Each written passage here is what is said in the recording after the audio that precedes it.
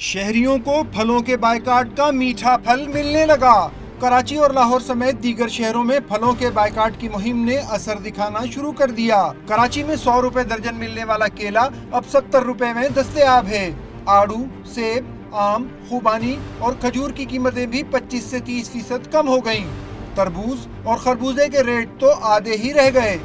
Boycott मुहिम के दूसरे रोज ठेलों, पथारों और दुकानों से गाहक गायब हैं।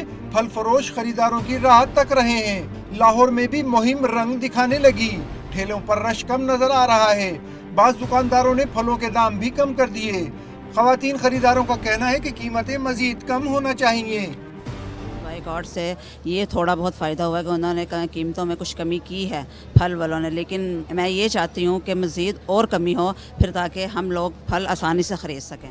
दुकानदारों का कहना है कि कीमतों में इजाफे का दुकानदारों से ताल्लुक नहीं, बल्कि ये सब कुछ मंडी वाले करते हैं। ये हमारा कसूर सुने महंगाई, ये मंडी का कसूर है, मंडी वाले का कसूर है। पिशावर में भी फलों के ठेले और दुकानों पर इक्का दुक्का गाहक ही नजर आए। जो फल खरीदने भी आया वो मोल तोल के बाद खाली हाथ ही वापस चला गया। इस्लामाबाद में बायकाट मुहिम के खातिर खा नताइज अब तक सामने न आ सके, लेकिन शहरी नाजायज मुनाफाखोरों के खिलाफ डटे रहने के लिए पुरअज़्म हैं।